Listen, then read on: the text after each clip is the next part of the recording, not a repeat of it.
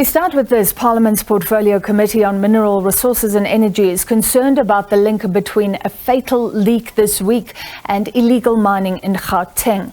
At least 17 people died from inhaling nitrate gas following a leak at the Angelo Informal settlement in Boksburg on the East Rand. One was as young as 1 year old. Well, gas cylinders were removed from the scene. The Gauteng Premier has been saying that the leak was caused by illegal mining activity. Nitrate gas is used to extract the gold from the ore. To discuss, we're now joined by Portfolio Committee on Mineral Resources and Energy Chair, that's Sahlulele Luzipo.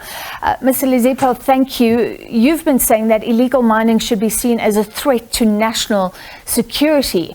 How do we respond in a way that sees it as such a threat? Good evening to you and the viewership. First, I think it's important to say that we are not raising this issue simply because we want to create what one would call an alarmist situation.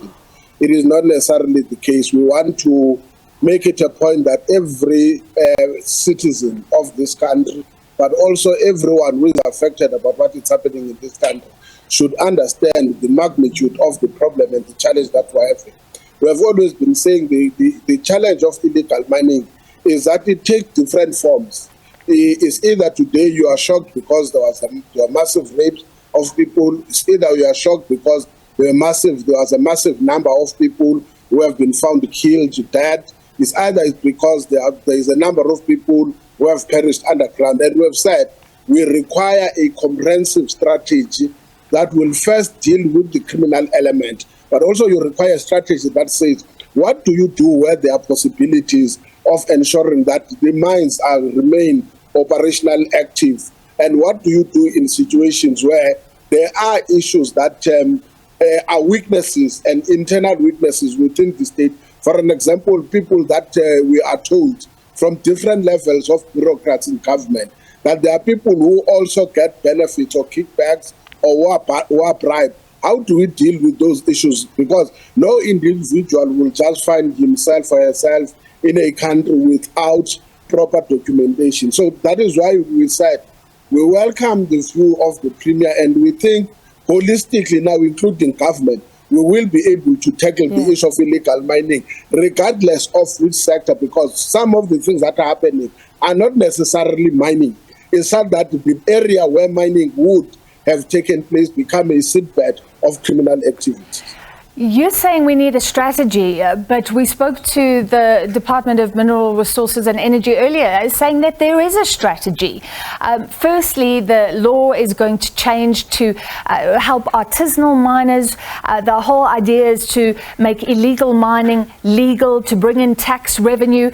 And then it also is closing down shafts. But we heard from government that 20 shafts will be closed or so in Gauteng this year, when there are thousands. So there is a strategy, there is a plan, SAPS, to get a SAPS unit, that's the idea. But there's no money. So what do you do in that situation? No. That's exactly what we have been arguing. That's why, as a portfolio committee, we undertook a joint operation in terms of an oversight with the Portfolio Committee on Home Affairs, with the Portfolio Committee on Police. And we realized in the process of doing that there were other sister committees that we have left out, which we need to bring on board. For an example, we need to make sure that the Committee on Justice and Correctional Services is brought on board, because some of the issues that frustrate this process is how the judiciary handles these matters. We also said we have to engage with our counterpart in our sister committee on international relations. The issue, let's be honest, the issue of artisanal and small-scale mining cannot address every problem that you are having. Let's make an example of this incident, for instance, that took place. This incident, it took place on the basis that the activities of illegal mining are taking place on areas that are, we would call them residential. How do you grant a person an artisanal mining or small-scale mining license when you know that it poses risk to lives?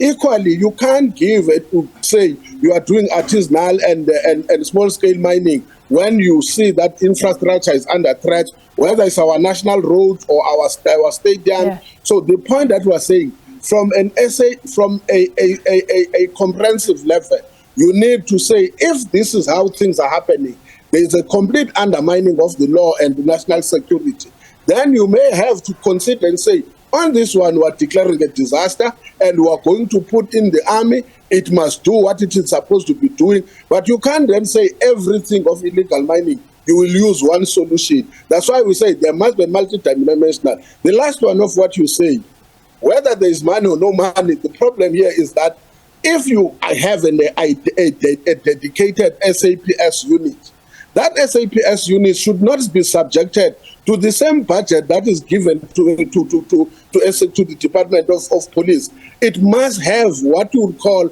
because this becomes what we call a specialized operation, and therefore it has to do some work and it must come to an end. And we think some of those things are possible to happen. Yeah. All right, well, we'll chat to you in future, and I will ask you next time what Parliament is doing to move this along. I know that you looked at this issue in September last year. Of course, it comes up over and over again, but thank you very much for now. That was Chair of the Portfolio Committee on Mineral Resources and Energy, Sahlulele Luzipo from Parliament.